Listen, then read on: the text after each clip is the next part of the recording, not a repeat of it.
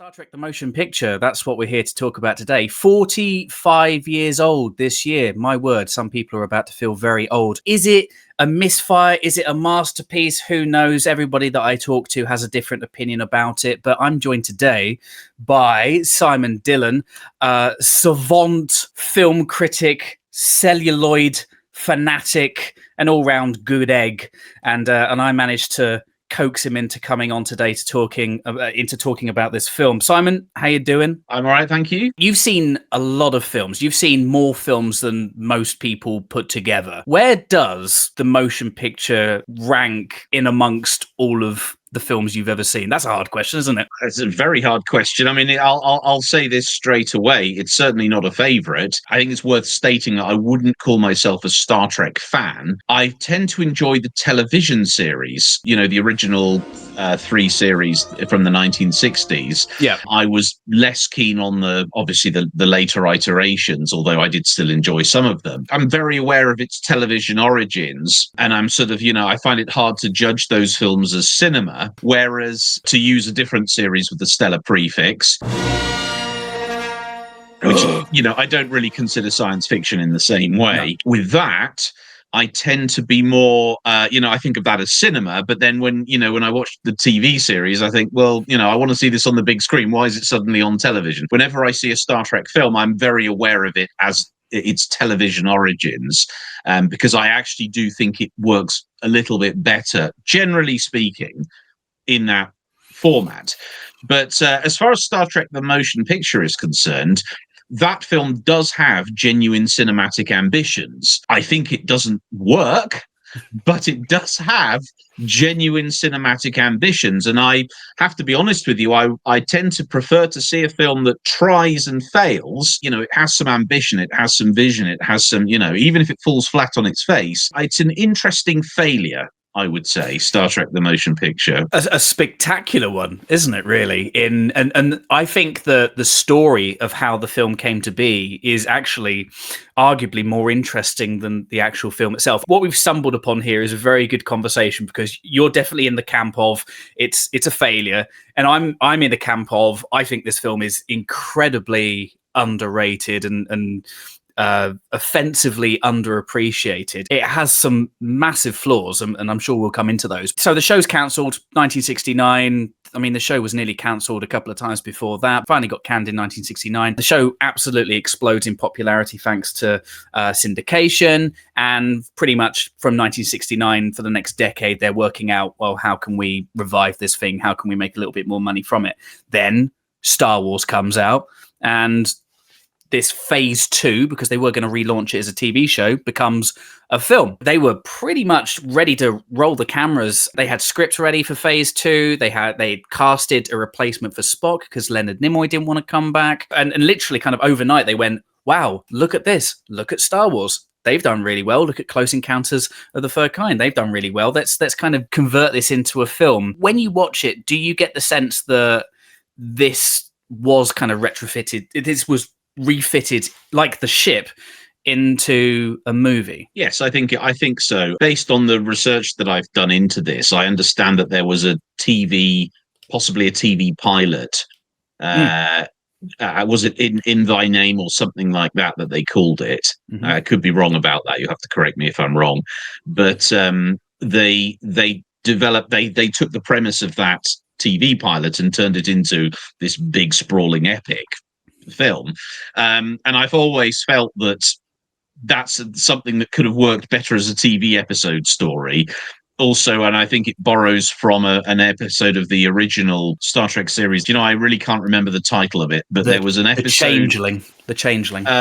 Yes, possibly. There was definitely an episode with a self-aware computer. Yeah, and didn't they sort of make it in the TV episode, didn't they make it self-destruct by asking it a sort of loop question of some kind? I think there's 2 episodes. I think that's the Ultimate Computer. So you've got the Changeling and the Ultimate Computer. I think Kirk talks the computer in the Ultimate Computer into blowing itself up. I can't remember exactly what happens in the Changeling, but that's very much a machine, a deep space probe that they recover that has been reprogrammed. Very, very similar to what we see. Yeah. In the motion do you know what? Because neither of those are on my list of favorite episodes from the original series. That's why which is why, by the way, I was much happier with the Wrath of Khan, because that was based on an episode I really did like.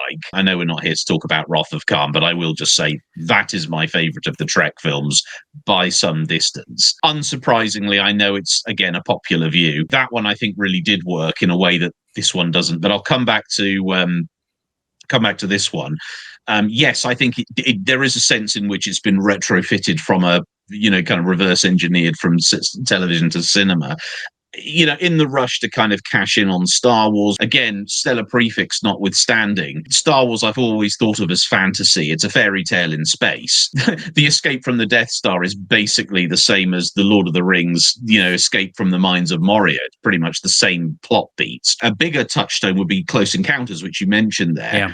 Close Encounters of the Third Kind, which is science fiction and does have a big epic scope to it. The success of that in particular, I think, would have driven Roddenberry and co. into, okay, let's push for a feature film. The other touchstone is, of course, 2001: A Space Odyssey, because I think one of the big things about Star Trek the Motion Picture is it goes for 2001 grandeur over Flash Gordon thrills or whatever. It doesn't really do that. It's trying to be 2001. The problem is it isn't 2001.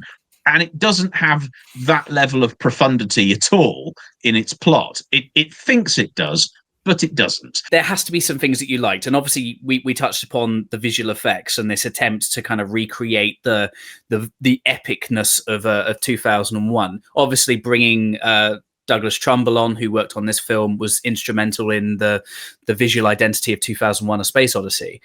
So that helped. The visual effects hold up after all these years, after 45 years. I think they look absolutely mint. Yes, there are individual things about the film that are very good, the special effects being one. I think it lost out at the Oscars that year to Alien, which is a bit of a shame in one sense, although, Alien is a classic. I love Alien, and I think it should have won. But the visual effects in 2001 in Star Trek the Motion Picture are incredible, and it had a ridiculous budget of 45 million, which at the time was kind of James Cameron level budgets, national debt sized budget. Which, famously, of course, when they brought, can't think of the guy's name now, the director of Star Trek 2, Nicholas Meyer, right? That's right. That's right, isn't it? Yeah, when they brought him on to do the second one, the first conversation they had with the studio was about budgets. And they said, we don't want to make a film for 45 million. And he said, well, where I come from, you make 5 films for that, So, yes, with that amount of money that was spent, it ought to look good. And it does look good. Some of the imagery in it, like the big blue cloud and the Klingon spaceships that, get blown up in that opening scene, which that sort of, does look great. Okay. And there are other things in the film, tiny shots of you kind of see the Enterprise looking tiny, and there are these big space, the interior of the Vija machine, with how huge it is. And I seem to remember that in one version of the film, possibly the extended TV cut, there's a line about, it could have a crew of millions, or it could have a crew of however many thousand that are each 10 miles tall. It has imagination and scope and vision, and there's a sense of the epic about it. And I just don't think, there comes a point where boredom sets in, and it doesn't have the kind of an enigma of something like 2001 but it does. Yeah, special effects are good. I'll give you that. I'm glad I've got something on the board. I've got something from Simon. Great. You'll get a couple of other things as well, and we'll talk about the score at some point, I expect. Well, let's talk about it now. That's my favorite thing about the film. Jerry Goldsmith's score it's magnificent. The theme tune was so good, the main theme, that it ended up being used as the theme for the Star Trek: The Next Generation TV series, which feels like the right move, because it was far too good to waste on this on this film. This film did not deserve a theme this good. In a sense, it probably should have been the theme for every Star Trek film, although I do like the James Horner score for Wrath of Khan works really well as well, so I understand why they deviated from it. But the Jerry Goldsmith score is something else. I mean, it is magnificent. The thing I would say is that the version that they recorded for the TV series, I much prefer the original recordings for this film. over the recording for the TV series, it sounds a bit tinnier. Whereas I think the orchestra they used, it sounds magnificent. If you got the soundtrack, it's incredible. And it isn't just the main theme. You get other themes, like, for example, the sort of the Klingon theme I really like, the scene at the start, which I think was used subsequently in a couple of other films. Yeah. And then there's the Ilea theme, which is a kind of wonderful sort of love theme with her and Decker, and that works really well. I like some of the sort of electronic sounds that kind of accompany the Vija cloud, which I think, again, is quite innovative. I mean, Jerry Goldsmith was a great composer. He was one of the greats, and he often did scores for films that, great scores with films that really didn't deserve it. I mean, the other one that just leaps to mind is the score for Supergirl with Helen Slater from 1984. That film's is rubbish. It's a bit of a guilty pleasure. There are certain things I like about it, but the score being top of the list, it's got a fantastic score by Jerry Goldsmith. There's one part of the score where, in an early scene in the film, when the Kirk and engineer, can't think of his name, Scotty, they dock on the Enterprise. Yeah. And there's a very long and laboured sequence of the shuttle docking on the Enterprise, and they're obviously trying to emulate the Blue Danube waltz sequence from 2001: Space Odyssey. Yeah, but it's just long and boring. However, it does have one redeeming factor, and that is the adagio version of the main theme that they use while they are docking is a beautiful piece of music. And it belongs in a much, much better film. I love the Enterprise reveal, and quite frankly, I would be happy if it went longer. It's what we like to call ship porn, and I can watch that all day. It's wonderful, but the score going with it, elevates. And I think you can say that for the entire film. I think a large reason why so many people do make a case for this being a somewhat underloved film is the Jerry Goldsmith score. Jerry Goldsmith would come back, he'd score the 5th film as well, so terrible track record with Star Trek movies. The score for 5 is absolutely incredible as well. Not quite on the level of the motion picture. The Final Frontier is almost universally considered the worst Star Trek film, now with the exception of the Section 31 film, which you won't watch because it went straight to streaming. Just don't change that philosophy ever. But yeah, the score's wonderful. But the special effects, I think it's a shame that it lost out to Alien. I love Alien special effects, but there is a kind of a rougher edge around those effects where these visuals are immaculate, near immaculate. Yes, but visuals and a music score do not make a great film. If you don't have a great screenplay, no, the backbone of any great film, then it's going to fall to bits. And it does. Buy a CD of the soundtrack and listen to it. It's a wonderful listen. And yes, I can say the visual effects are great, but honesty, and the fact that there are, I think, about 3 different versions of the film now tells you that, I think Robert Wise knew it was too long. There's the version that was originally released in cinemas.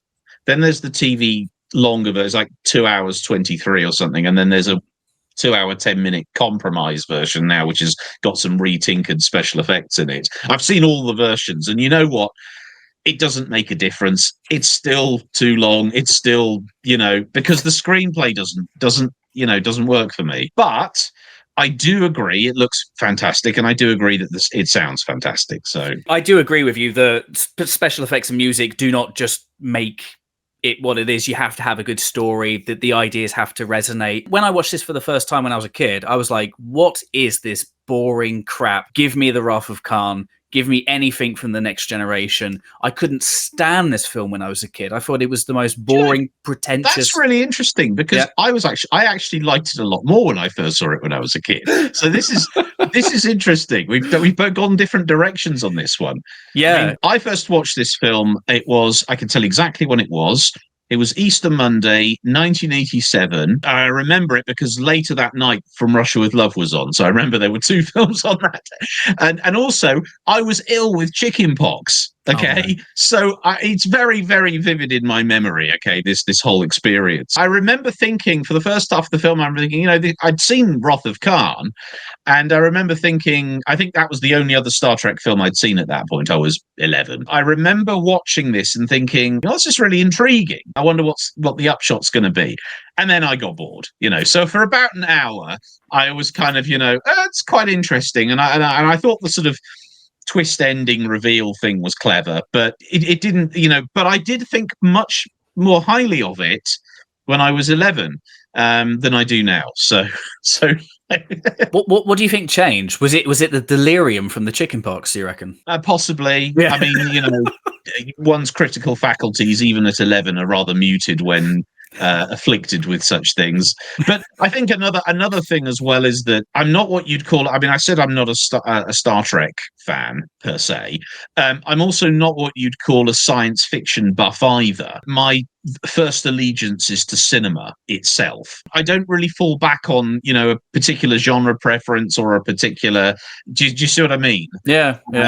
I just want to watch a good story in any genre. So I just think Star Trek the Motion Picture didn't do it for me. But I did find it fascinating for about an hour. I remember thinking, once they go inside the Vija cloud, I was thinking, this is really interesting. What's going to happen? And then it just went on and on and on. And by the way, that version that I saw for the first time I saw it was the longest. Oh God. Okay. The TV cut, which is the longest version. It's funny because I then saw it in the cinema on a reissue when I was a student, and I saw you just did like the 2-hour version on a cinema. It was a 35mm print reissue. And then I saw it in the cinema again. Actually, I think it was a year or two ago. They had it at my local cinema, and they had it, and the next week they were going to have Wrath of Khan. So I thought, well, I'll go and see both of them, and I'll watch that one as well. And I saw it again. And it was the 2-hour, 10-minute compromised version with slightly updated visual effects. And again, it just didn't do anything much for me. And I own a copy of the DVD. It's in my collection, and I've watched it several times. So I've given it a fair go. But no, you've firmly planted your flag into the ground. You say the director's edition is compromised. I would say that is the for me the superior cut of this film, and it's the cut that really turned me onto this film. So I remember when the director's edition came out in 2001. Ironically, can I just say I don't mean compromised in the sense of artistically compromised. I just mean the running time. Yes. Okay. Compromise between 2 hours and 2 hours 20. I'm with you. The theatrical cut, I don't watch it anymore. The longer cut, I watched it recently when I was doing a review of the more recent 4K Blu-ray release. I thought that was just a slog. I think the director's cut is actually a little. I might have to just double check this. I might have this wrong. I think it's a little bit longer. I think it's a tad longer. They made some pretty, almost kind of invisible structural edits. It's better. It flows better, and there's more emphasis on the character dynamic, the dynamic between Kirk and Spock. It's the beating heart of the original series. And I think a big criticism of the motion picture was, well, that's all just kind of been pushed to the side in favor of, oh, look at these special effects. Oh, doesn't the music sound wonderful? The director's edition did make an effort to try and restore some of the more character-driven stuff. And I wanted to get your take on it because you're a man of faith. We've had many discussions about that in the past. I think that there is a really nice subtext to this film, which I don't think gets talked about enough. This idea of meeting the creator, basically going and finding God, seeking God. And Spock, we see him on Vulcan. He's in the middle of the colony at the start of the film. He's trying to purge all emotion, but he can't because he's sensed Vija's presence, and he goes and he seeks Vija, while at the same time Vija is seeking its creator, which we find out later on is humanity. Spoilers, by the way. I find that to be quite a fascinating idea. There is a pivotal scene kind of in the final third where Spock has gone and he's attempted to mind meld with Vija, nearly kills him. He's recovering in sickbay, and he's able to reveal this is Vija's reason, this is Vija's purpose, because at the moment it doesn't have a purpose, and it's going back to Earth because it wants to be told, why am I here? What's my purpose? On an existential level, I find that to be a very compelling idea. It's very appropriate to the sort of Star Trek kind of thing, the whole, this is all that I am, is there nothing more? I mean, I have no problem with that as a theme. What I would say, and I think this is an important distinction to make, well, 2 points. Firstly, this idea, the artificial intelligence idea, developing emotions, developing a consciousness, developing an existential need for a creator or whatever, it has been done before and better in 2001, in Blade Runner, and more recently in the TV series Battlestar Galactica, not the original version, the newer version. So I don't think this film adds a great deal to what has been done better elsewhere. The other thing I would say is it's important to note, you bring up the subject of God and so forth. Roddenberry was an atheist, I believe. Am I correct in saying that? So Roddenberry was an atheist, and so he frames the question within that, I think, atheist humanist worldview. What's interesting to me anyway is this is sort of slightly off topic, but I'll just say it. With Wrath of Khan, Search for Spock, and The Voyage Home, those three in particular, those films were taken out of Roddenberry's hands and put into the hands of people who actually had a Christian worldview. With all of those films, without getting into the plot details of them, they do seem to be a more inherently Christian worldview in those stories than there is in this one, than in Star Trek: The Motion Picture, which I believe grapples with the idea of God and divinity and consciousness, greater consciousness beyond us and so on. I think it does it much more in within Roddenberry's worldview. I don't think that's true of Wrath of Khan and Search for Spock, especially, and The Voyage Home. I think that it goes definitely extra Roddenberry at that point, even though Wrath of Khan, as I said, is still my favourite one. There's a sort of slight shift in worldviews between those two films. Sorry, I hope that was a bit garbled. I hope it made sense. No, it did. And I actually, I agree with you. One of my big takeaways from The Wrath of Khan, and perhaps more so The Search for Spock, less so The Voyage Home, but it's still there, it's the death, the resurrection, the fall and the rise again. It's very much there. I'm a non-religious person, but even I can kind of see that, and there's a lot of kind of religious connotations tied up into those two films, and it gives those two films a real depth that I think makes those films the wonderful films that they are. And they are, I agree with you, they're two of my favourite films. The Search for Spock, particularly, getting really off track here. The motion picture is underrated. I really think The Search for Spock is underrated. I think it's one of the finest films in the series. Let's go back to the motion picture, because I think we need to kind of tie this together and wrap this up in a nice little bow. I think it looks good. I think it sounds good. I do think that it's got a little bit more to it than people will say. It's flawed.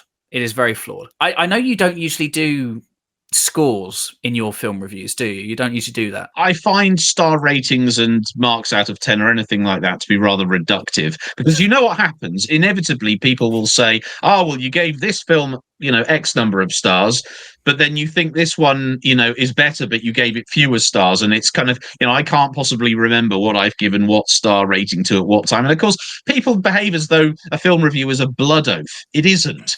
I can change my mind. I mean, I've done so recently on films I saw last year. It's like, what, I've thought about that a bit more and don't like it so much now. And, I've seen it again and got a different view, and sometimes a radically different take. I just view it as inherently pointless to sort of reduce films to a star rating. I know people like that, and I know those wretched aggregator things like Rotten Tomatoes, which are useless, by the way. Yeah. How do you, for example, rank? I mean, this is completely off topic. Take a really divisive film like Terrence Malick's The Tree of Life. People tend to either absolutely love that film or absolutely hate that film. And so what do you get on an aggregate score? It's an average film. Well, literally nobody thinks that. So, I have a big problem with aggregate scores. When you get genuinely great films, there's often a sense in which people want to sort of rank, okay, so what is the greatest film ever made? And people will say, Citizen Kane or Vertigo or whatever. But you know what? There comes a point where you just have to say, look, these are all Mount Everests of cinema. Let's just enjoy the mountain range, so to speak. There comes a point where it really is a bit pointless trying to rank one thing above another. So, and how can you? Because they're such, because often you'll find they're doing totally different things. And by the way, that's even true for Star Trek, because Star Trek: The Motion Picture is trying to do something completely different to The Wrath of Khan. It's chalk and cheese, really. If Star Trek the motion picture were, as good as Wrath of Khan, how would you, which it isn't, but if it was, how would you I don't think you could, because they're trying to do two totally different things. The very short version, you can cut all that out if you like. The very short version, or you can leave it in. The very short version is I don't do star ratings. I think they're reductive. Okay, well, I mean, But you were going to ask me where I rank this one, right? I wasn't. I was also going to ask you to try and give it some sort of rating. My channel is all about ultimately giving an episode or a movie a rating. I do a 10, an out of 10 rating. The reason why I do it is just kind of in my mind as a bit of a guide. Like you, I mean, my scores go up and down. They're like water. It really depends on my mood. As I've grown older, I think some of my opinions have crystallized a little bit more. Like, for example, I recently reviewed Arena, the original series first season episode. Everybody loves it, and I'm not so enamored with it. I actually like that one. Yeah, I know. Everybody does. I think people give too much value to a score without actually listening to the reasons behind the score. If you took the score out, it would force people to actually engage more with the ideas. Let me just jump in here and say one other reason I have an issue with scoring something. Okay. And that's what I call the principle of the January film, or the film that only a critic could love. Let's say, for argument's sake, I was going to review a film like recent-ish, Foxcatcher, something that's really miserable. Okay. Yeah. All right. Now, objectively, those films are brilliantly directed, brilliantly written, and brilliantly acted. So what am I going to say? Well, there you go. There's a I don't know, a 5-star rating. Okay. But don't go and see it if you're feeling suicidal. Do you see what I'm saying? Roger Ebert, very famously, when he reviewed Aliens, he said, this film made me miserable. It made me sick to my stomach. But I think that was kind of the point. But I can't give it a full rating because I didn't enjoy it. So it's kind of, what do you do? Well, I tend to compartmentalize. I tend to sort of go from, okay, there are films that I think are objectively good versus films that I enjoy. So it's a personality thing. Obviously, Roger Ebert couldn't do that, but I don't mind compartmentalizing. I'll say, here's a film that I hate that is objectively brilliant. I've got no problem saying that. But again, I say it in a review. I don't put it in a star rating. I can't give you a rating for Star Trek the motion picture. You give it one by all means, but because I know, again, I understand that it's different people think about these things differently, and it's just because I think that way doesn't mean that everyone has to. I'm just, do you understand what I'm saying? I forgive you, Simon. It's okay. Yeah. I reviewed this a while back. I gave it a 6 out of 10, which I think is, anything over a 5, I tend to skew a bit more positive with my review scale. I've spoken to people that have sworn blind that the motion picture is a trash fire and it's one of the worst films ever made. It's an admirable failure. It's a noble failure. That's your review. That's your score. I think so. That's my summary. It is a noble failure. It's worth watching, at least once. It has some interesting things in it. That's totally different to, a film that, is utterly reprehensible, like, I don't know, Transformers Revenge of the Fallen. I think it was Mark Kermode who said that's a film with a rotten soul, and I completely agree. This film does not have a rotten soul. This is a solid attempt doing something ambitious. Doesn't quite get there, but it's not, there is no shame for anybody involved. We haven't mentioned Robert Wise. I think I just want to say, because he was an interesting choice of director. Yeah. Robert Wise is what I call, he was a bit like Richard Donner in the sense that, and I don't mean this as an insult, he was a journeyman director. He was a director for hire, but he could make great films. Both of them could. And the difference is, if you hire, Tim Burton or Ingmar Bergman or Akira Kurosawa or Steven Spielberg or Martin Scorsese or whoever, you're going to get or David Lynch, you're going to get a very distinct type of film. Yeah. Forgive my, I don't believe in the auteur theory. It's very obviously their film in terms of they've directed it. If you didn't know, Robert Wise directed Star Trek the motion picture, you could take his name off there, and you'd have to be psychic to know he also directed The Sound of Music, West Side Story, and The Haunting.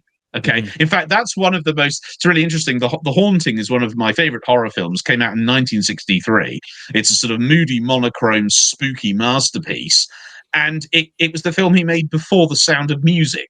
So that gives you an idea of how differently he approached. But he had done science fiction before. I think he did the Andromeda Strain. I could be, this is from memory, but and The Day the Earth Stood Still. Oh yes, of course, The Day the Earth Stood Still. I think that's the reason he got the gig, because that was one of Gene Roddenberry's favorite films. You do understand the point I'm generally making, don't you? Is that there are some great films in his back catalogue. He was a really good director, but you know, people don't talk about, you know, Robert Wise the way they talk about Martin Scorsese. You know, so it's the difference between those two types of director. But he was a good choice. Do you think the reason why people don't talk about him in the same way they do the more established auteurs is because he had such an eclectic filmography? What I'm saying is, it's not so much to do with the fact that he's gone from genre to genre. Okay, it's to do with the way visually he tells the story.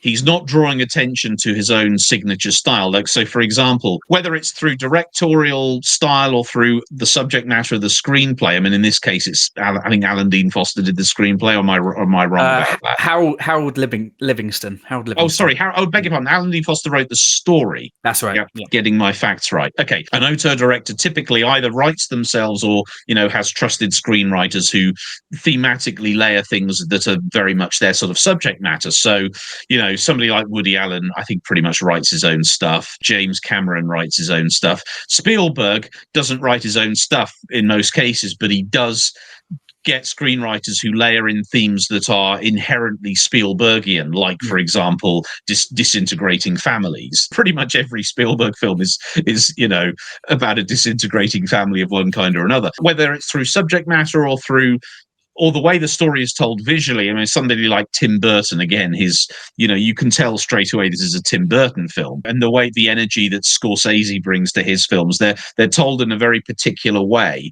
You know, Spielberg is famous for dolly shots in a lot of his work. There are other things like that sort of put the director's stamp on a film, even though, again, I don't believe the auteur theory. It's a collaborative effort. And by the way, this goes right back to classic Hollywood. I mean, again, Michael Curtis did Casablanca and he did The Adventures of Robin Hood, both great films, but there's nothing really linking the two in terms of the auteur theory. But they're both great films. That's what I'm trying to get at. There's nothing in Star Trek The Motion Picture that's, you know, you look at it and you think, well, that shot is very similarly done to, you know, never mind a shot in The Sound of Music, a shot in The Day the Earth Stood Still or the Andromeda Strain or whatever, or even a, you know, thematic link. You talked about, you know, Roddenberry and grappling with the sort of creator thing and so on.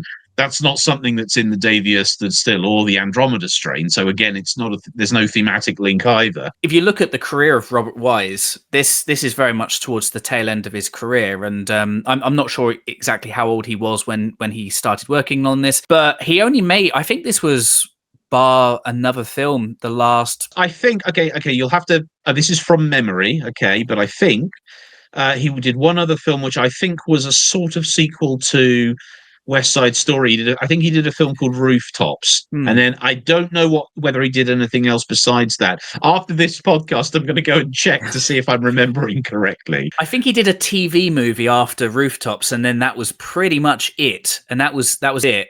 But again, I need to go back.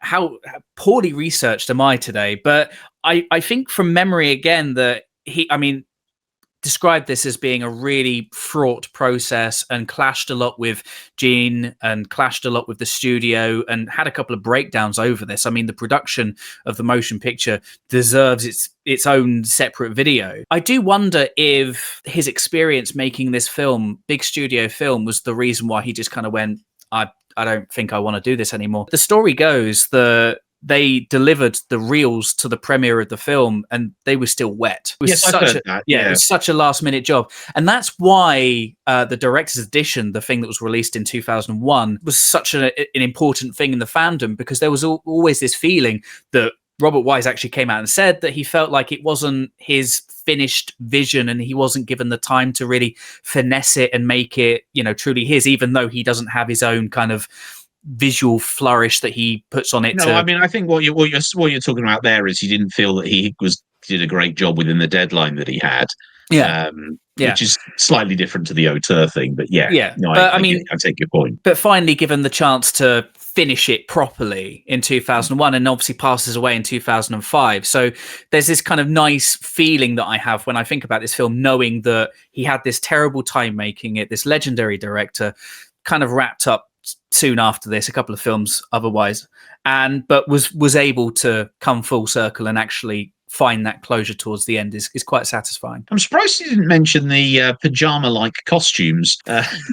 There's a lot of stuff that we didn't mention. Of all the things in this film, I cannot stand those uniforms. I cannot stand them. So I like the monster maroons that you'd get in the Wrath of Khan and the subsequent films of the original series. I think they're really bulky and really naval, and they're ridiculous, but I love them. I've never been a huge fan of the multicolored uniforms that we see in the original series. I know that's a real hot take, but they do look like pajamas. But these really look like pajama onesies, don't they? I mean, I can swallow the TV series costumes, but this one I was kind of... I think it's because of 2001, which had this kind of very kind of sterile visual kind of idea. I mean, it still had color to it, had a lot of color to it, but I think that they might have been hoping that the color of this film would come from Vija and from the external stuff. But I think it was a mistake. I think that they were trying to make something that was a bit more upmarket and less likely to be laughed at, but I think it still got laughed at anyway. Well, exactly, which is why I think Wrath of Khan worked better as far as the costumes are concerned, among other things, because I think you're right. I think they did look better for what that was. I think it's also worth mentioning, I think it could have done with more humor. I know there are some funny bits in the film. I'm a big believer in always add humor, because, if you can add a lot of humor is a part of life in any situation. Audiences will forgive a lot if you've got humor in there. I think this could have done with a bit more. It's definitely more of a dour film, but there is stuff in there. There's Bones when he gets beamed aboard the Enterprise, and he's like, "Yeah, that's what I mean." There are bits. There are a few bits. There's just not enough of them, to my mind. I think we've kind of done a general nice covering the bases, and it's been a good chat. You're very much firmly in the misfire camp. I don't think it's a masterpiece by any stretch, but I think that it's better, at least from what I remember as a kid. It's grown on me a lot over the years, and I will happily sit down and watch it if I want to watch something that is visually going to wow me. Simon, good chat. Thanks for joining me. We're going to have to do this again for the Wrath of Khan and the Search for Spock, I imagine. But before you go, you're an author, you're a published author, you're currently working on your next book. Where can people go and find you and enjoy your stuff? As far as the film stuff is concerned, I'm on Substack. You can sign up for the free thing and you get all my new release film reviews for 4 weeks. Then they go behind a paywall, but you get 4 weeks to look at them. So there's a lot of film essays, top tens, short stories, analysis, other stuff. And there's some exclusive stuff on Substack as well. So I'm keen to push people to Substack. If you want to, is the best place to follow me if that's what you're interested in. I also serialize some of my novels there, and I do a few silly videos as well. So Substack is the platform. You can read me on Medium as well if you're a subscriber there. If you go on Amazon, you can find my books, Simon Dillion. I write mostly horror, thriller, mystery novels. So that's my main oeuvre, but I have written some children's adventure novels as well, and I've written some sort of dystopian science fiction. Although, since we're talking about Star Trek, you might want to check out. They're sort of broadly aimed at the sort of Harry Potter, Alex Rider demographic. There's actually a trilogy of science fiction adventure stories called the George Hughes trilogy, and it's about a boy who, in the future, who inherits the planet Mars. The idea being his great grandfather staked a land registry claim on Mars if it was ever colonized, and he ends up inheriting it when it is colonized. I won't spoil it. It's an adventure story. It's a thriller. And then there are 2 sequels to it that I didn't necessarily originally intend to write, but just happened. Again, if you're interested, it's all there on Amazon. It's also on my website, simondillionbooks.co.uk. So I think that's enough of a plug for me. Thank you again for having me. No worries. We'll speak soon, and let's do this again soon.